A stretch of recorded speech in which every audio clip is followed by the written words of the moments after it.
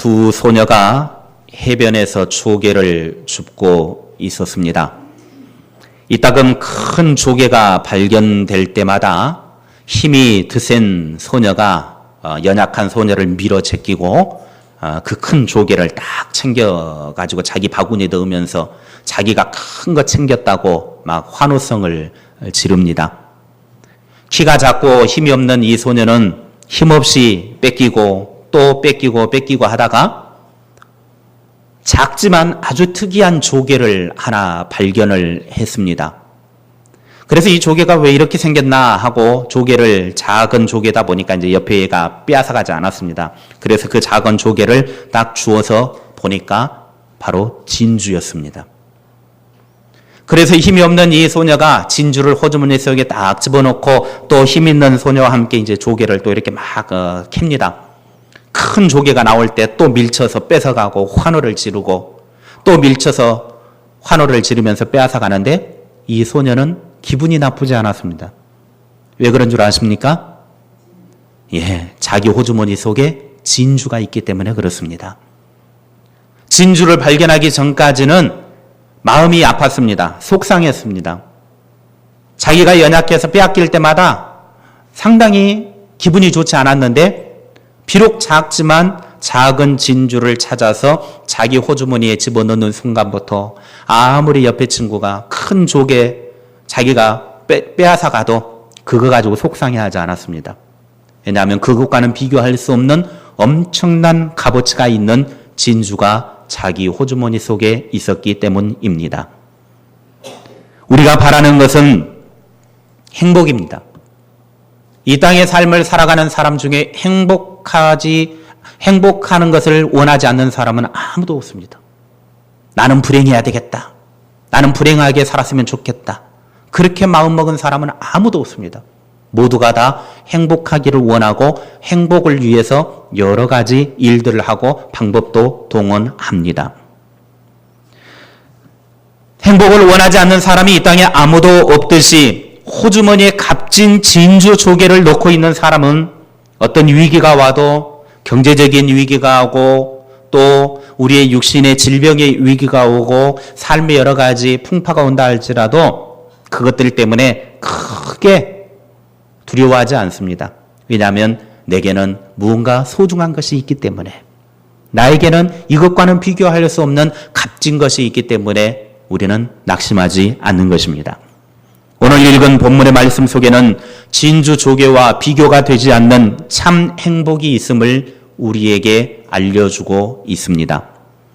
지난날의 이스라엘 역사를 되돌아보면서 이스라엘 백성들에게 권고하는 모세의 설교 부분인데 이 말씀을 통해서 모세가 설교를 하는 이 과정 속에서 우리 인생에게 있어 행복의 길을 제시해 주고 있습니다. 여러분 행복하기를 원하십니까? 행복하기를 원하십니까? 그렇다면 우리에게 행복의 길을 가르쳐 주시는 이 말씀 속에서 오늘 여러분이 진주와 비교되지 않는 행복의 길을 찾으시기 바랍니다. 첫째로 하나님의 말씀을 듣고 순종해야 합니다. 따라합시다. 하나님의 말씀을 듣고 순종해야 한다. 오늘 본문 1절 말씀에 보면 이렇게 모세는 하나님의 말씀을 받아 말합니다. 1절 말씀을 같이 읽겠습니다. 시작. 이스라엘아, 이제 내가 너희에게 가르치는 규례와 법도를 듣고 준행하라. 그리하면 너희가 살 것이요 너희 조상의 하나님 여호와께서 너희에게 주시는 땅에 들어가서 그것을 얻게 되리라. 아멘. 행복의 길은 하나님의 말씀을 듣고 그 말씀대로 순종하는 것입니다. 여기에서 듣는다라고 하는 말은 마음을 한 곳에 모아가지고 한마디도 놓치지 않으려고 하는 자세로 듣는 것, 이것을 듣는다라고 합니다. 그러니까 지금 하나님이 어떤 말씀을 주시면 그 말씀을 온 마음을 집중을 다해가지고 그 말씀을 듣는데 한마디도 놓치지 않으려고 하는 자세로 듣는 것. 그러니까 우리가 잘 듣는 것도 훈련이 필요합니다. 훈련이 안 되면요, 잘 안 들려요. 어떤 사람은 아무리 이야기해도 잘 안 들어요. 이게 들리지가 않아요. 그런데 어떤 사람은 잘 듣습니다. 왜 그런 줄 아십니까? 그 말을 놓치지 않으려고 집중하면 잘 듣게 되어져 있습니다. 우리가 하나님의 말씀을 들을 때에도 내 마음을 그 말씀을 하나도 내가 놓치지 않으려고 온 신경을 다 쏟아서 들으려고 하면 들려지게 되어져 있습니다. 많은 사람들이 하나님의 말씀을 들으면서도 하나님의 말씀에 집중하지 않습니다. 앞에서 보면 다 보입니다. 헛생각하고 있는 거 보입니다. 그게 바로 집중하지 않는 거예요. 이거는 듣는 게 아닙니다. 그저 앉아 있는 거예요. 그저 앉아 있지 말고 하나님의 말씀을 집중해서 하나도 놓치지 않으려고 마음을 모아가지고 하나님의 말씀을 들을 수 있기를 바랍니다.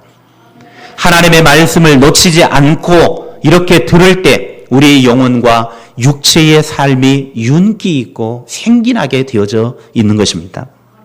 하나님의 백성은 언제 어디에서나 하나님의 말씀을 항상 마음에 두고 그 말씀에 귀 기울이고 살아야 합니다.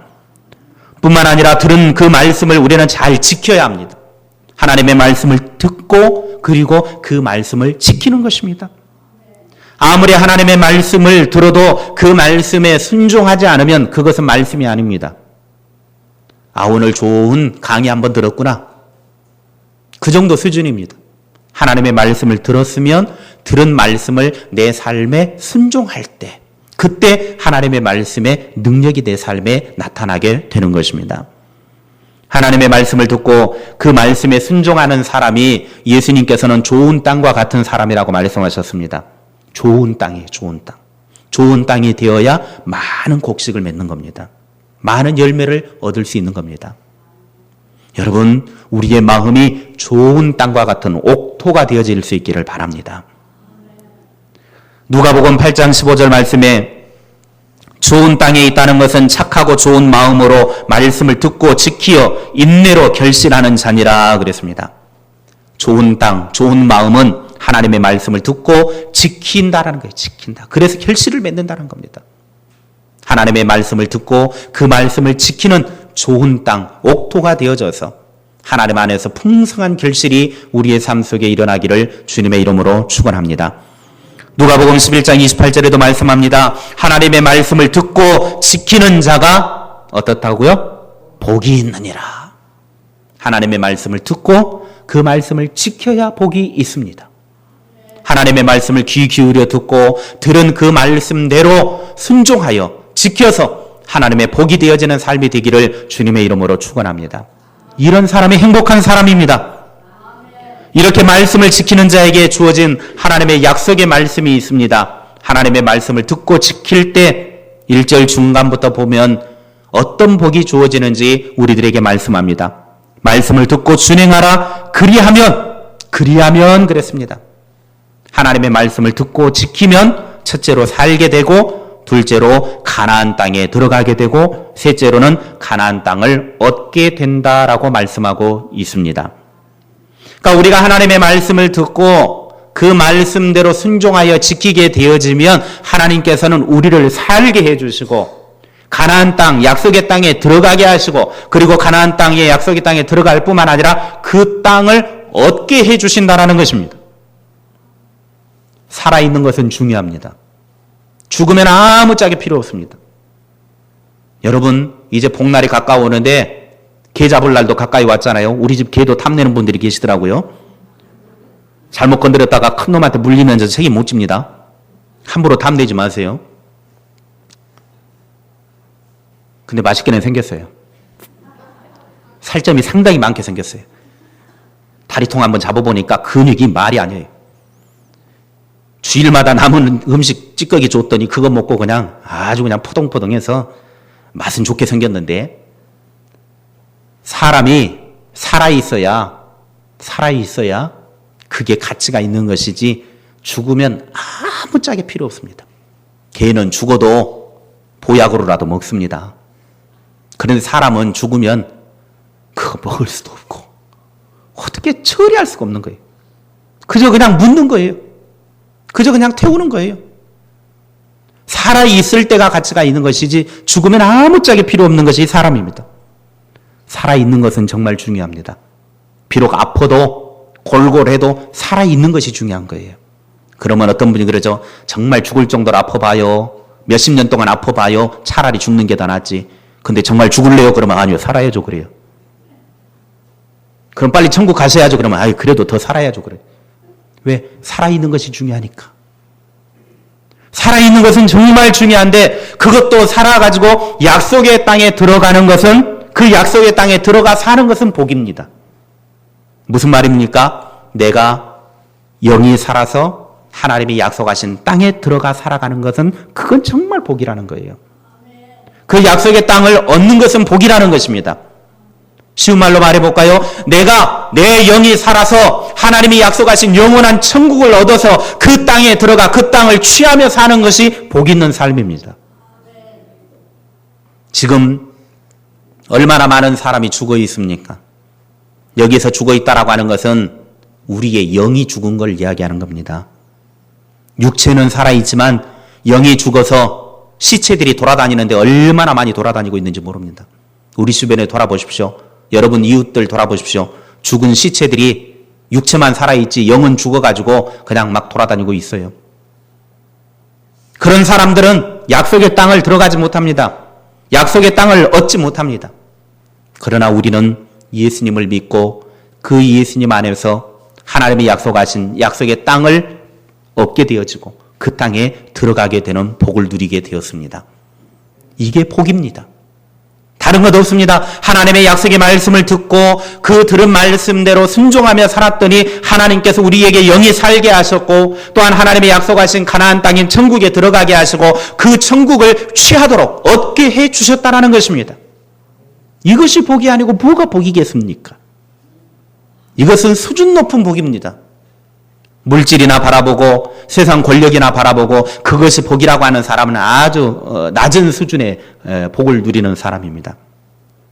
그러나 정말 하나님 안에서 예수 그리스도를 믿고 하나님이 주신 말씀을 듣고 그 말씀에 순종하여 그 말씀대로 지켜서 우리의 영이 살고 하나님의 나라에 들어가 그 땅을 얻게 되는 것은 가장 높은 수준의 복인 줄로 믿습니다. 이게 바로 신령한 복입니다. 신령한 복. 둘째로 말씀을 가감하지 말고 지켜야 합니다.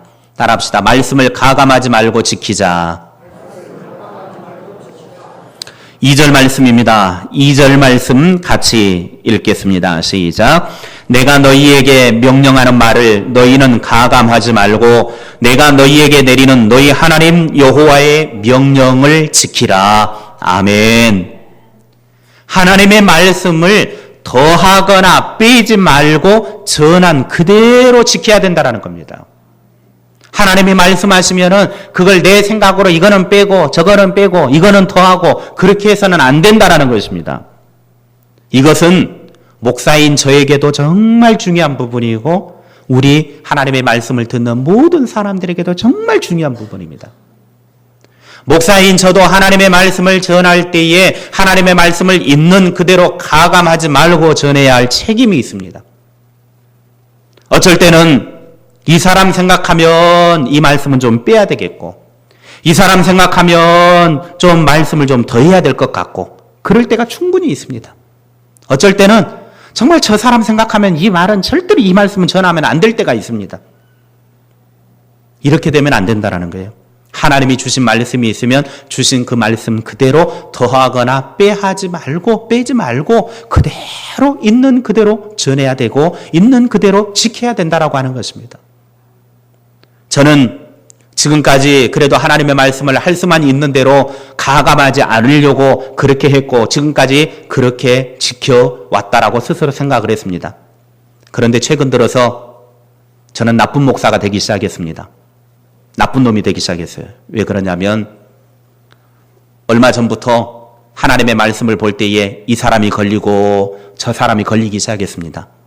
사람들이 눈에 보이기 시작했습니다. 사람들이 의식되기 시작했습니다. 그래서 저는 나쁜 놈입니다. 하나님의 말씀을 있는 그대로 전해야 되는데 그 사람 생각하면 차마 이 말을 있는 그대로 전하지 못할 때가 있었습니다. 그래서 빼버릴 때가 있었습니다. 나쁜 놈입니다. 여러분은 나쁜 목사하고 살고 있습니다. 저는 정말 나쁜 놈이에요. 그래서 제 마음에 너무나 갈등이 심했어요. 내가 이렇게 계속 해야 되나? 최근 들어서 그래서 제 마음속에 엄청난 갈등이 일어났습니다. 힘들었습니다. 너 언제까지 그렇게 할래? 지금까지는 목사로서의 자존심을 지키며 하나님의 말씀을 있는 그대로 그렇게 했는데 이제부터 사람이 보이기 시작하니까 사람 의식되기 시작하고 그 사람 혹시 이렇게 말씀을 전하면 기분 상하고 쉬운 말로 시험 들까 봐 마음이 제가 약해지기 시작했습니다. 그러면서 함부로 하나님의 말씀을 제가 절단하고 잘라내면서 함부로 하나님의 말씀을 가감해버릴 때가 있었습니다. 이것은 정말 무서운 일입니다. 목사가 하나님의 말씀을 내 마음대로 빼버리고 넣어버리고 성도들도 하나님의 말씀을 들을 때 이것은 나한테 필요 없는 말이니까 안 듣고 이것은 내가 들어야 될 말씀이 아니다라고 생각해버리고 빼버리고 함부로 하나님의 말씀을 그렇게 가감해서는 안 된다라는 것입니다. 목사나 성도가 모두가 하나님께서 주신 말씀에 대해 자신의 마음대로 변형시키거나 또 내 마음대로 지키려고 해서는 안 됩니다. 하나님의 말씀을 있는 그대로 때로는 그 말씀이 나에게 찌르는 칼과 같이 들어온다 할지라도 그 말씀을 내가 받을 때 나에게 그 말씀이 수술하는 칼이 될 줄로 믿습니다. 목사인 저도 하나님의 말씀을 있는 그대로 사람 눈치 보지 아니하고 그대로 전하고 더하지도 않고 빼지도 않는 그런 담대함이 있어야 될 줄로 믿습니다. 여러분이 그렇게 기도해 주시기를 바랍니다. 그래야 목사로서의 자존심이 있는 것이지요. 그래야 또 말씀을 말씀대로 지키며 살아갈 수 있도록 바른 길을 제시해 줄 수 있는 것입니다. 우리 모두가 목사나 성도나 하나님의 말씀을 있는 그대로 가감하지 말고 하나님의 말씀을 듣고 지켜서 행하는 그런 복이 있기를 주님의 이름으로 축원합니다. 그래야 그런 사람이 복이 있는 사람입니다. 내 마음대로 절단해버리면 내 마음대로 빼버리면 절대로 하나님의 말씀은 우리에게 복이 되지 못합니다. 하나님이 우리에게 주신 말씀은 하나도 버릴 것이 없습니다. 모두가 다 그 말씀을 이해로 받아들이면 나에게 큰 생명이 되는 것이고 나의 영육간에 하나님의 놀라운 은혜의 삶이 될 줄로 믿습니다. 마지막으로 우상 숭배하지 말아야 합니다. 따라합시다. 우상 숭배하지 말자. 3절 말씀입니다. 3절 말씀 함께 읽습니다. 시작.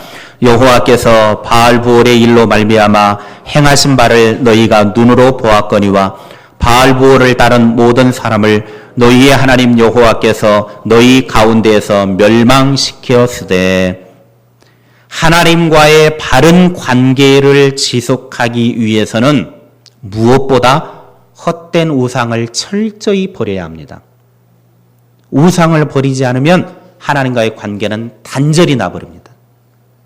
이스라엘 백성들이 바알볼이라고 하는 우상을 숨겼습니다. 그래서 그 우상 숭배하는 그 모든 백성들을 하나님께서 멸망시키셨습니다. 그들을 진멸시키셨습니다. 하나님께서 이스라엘 백성들을 애굽에서 해방시키신 이유가 무엇인 줄 아십니까? 애굽은 우상의 도시였습니다. 우상이 바글바글한 도시였고 그 우상의 소굴인 애굽의 백성들은 우상을 숭배했습니다. 그리고 이스라엘 백성들도 애굽의 포로로 끌려가서 그 포로 생활하면서 자연스럽게 우상의 문화에 빠져서 우상을 숭배하게 되어졌습니다. 하나님이 이스라엘 백성들은 특별하게 택하셨는데 하나님을 예배하라고 택하셨는데 하나님만을 섬기라고 택하셨는데 그 백성들이 그곳에서 오히려 우상 숭배하고 있으니까 이제 하나님이 특단 조치를 취한 것입니다. 그것이 바로 이제는 더 이상 우상을 숭배하지 말고 오직 여호와 하나님 한 분만을 섬겨라 해가지고 우상의 소굴인 애굽에서 그들을 해방시켜 주신 것입니다. 더 이상은 우상을 숭배하지 말고 오직 하나님만을 예배해라, 하나님만을 숭배해라, 하나님만을 공경해라. 그래서 그들을 애굽에서 건져내셨어요. 그래서 애굽에 건져내기 직전에 10가지 재앙을 애굽 사람들에게 내립니다. 그런데요, 애굽의 10가지 재앙을 내리는 하나하나 과정을 보면 그 모든 재앙 하나하나가 애굽의 사람들이 섬겼던 우상과 같은 것들을 다 하나님이 치셨습니다. 우리가 이미 새벽기도 때 출애굽기를 공부를 하셨기 때문에 참석하신 분들은 충분히 이해가 되실 겁니다. 그 우상을 숭배하는 하나하나, 그 모든 것들을 하나님이 다 치시고 마지막에 그들을 애굽으로부터 건져내셨습니다. 그래서 오직 하나님만을 공경해라. 이제는 하나님만을 섬겨라. 하나님만을 숭배해라. 더 이상 세상의 신들을 섬기지 말고 오직 하나님만을 섬겨라. 그래서 그들에게 자유를 허락해 주신 것입니다. 하나님을 섬기지 않고 우상을 숭배하면 하나님은 그들을 멸망시킨다고 말씀하셨고, 심지어 그들이 광야에서 가는 동안에도 우상을 숭배할 때 하나님은 그들의 우상 숭배하는 모든 사람들을 다 진멸하셨습니다. 그러나 반대로 4절에 보면 오직 너희의 하나님 여호와께 붙어 떠나지 않은 너희는 오늘까지 다 생존하였느니라. 하나님께 붙어 있는 사람은 다 생존했다 그랬습니다. 여기에 붙어 있다라고 하는 말은 굳게 결합하다, 달라붙다라는 뜻입니다. 하나님께 결합해 버렸다라는 거예요. 하나님께 달라붙어 버렸다라는 거예요. 하나님께 결합되어진 사람, 하나님께 달라붙어 있는 사람, 이런 사람은 하나님이 살려주십니다. 그런데 하나님으로부터 떠난 사람들, 그래서 우상을 숭배하는 사람들 하나님이 다 진멸하셨습니다. 오직 하나님만 섬기며 하나님께 달라붙어서 하나님과 결합되어져서 살아가는 사람, 월삭 새벽기도 때 말씀드렸던 것처럼 주님과 동행하는 사람, 이런 사람이 복 있는 사람입니다. 로마서 6장 5절 말씀에 만일 우리가 그의 죽으심과 같은 모양으로 연합한 자가 되었으면 또한 그의 부활과 같은 모양으로 연합한 자도 되리라. 우리는 주님과 연합한 자가 되어야 합니다. 주님께 결합된 자가 되어야 합니다. 주님께 딱 달라붙은 자가 되어야 합니다. 그래야 그렇게 붙어있는 사람은 하나님을 떠날 수가 없는 것입니다. 그런 사람들은 우상을 숭배할래야 숭배할 틈이 없는 것입니다. 늘 하나님께 붙어있는 하나님의 사람들이 됩시다. 하나님께 연합되어 있는 사람은 하나님과 붙어있기 때문에, 하나님과 함께하기 때문에 하나님이 싫어하시는 일은 할래야 할 수가 없습니다. 하나님께 붙어있으니까 다른 데 눈길을 돌릴 틈이 없는 것입니다. 하나님을 떠나니까 자꾸 다른 데에 눈길을 이리 기웃거리고 저리 기웃거리고 그렇게 하는 것입니다. 하나님께 달라붙어 있는 사람들, 하나님과 결합되어져 있는 사람들, 그래서 오직 하나님만을 섬기며 하나님께만 예배하는 자들은 하나님의 행복의 길이 제시되어져 있는 것입니다. 말씀을 마칩니다. 행복의 길은 하나님의 말씀을 있는 그대로 듣고 순종하는 것입니다. 우상을 버리고 하나님께 붙어있는 삶을 살면 됩니다.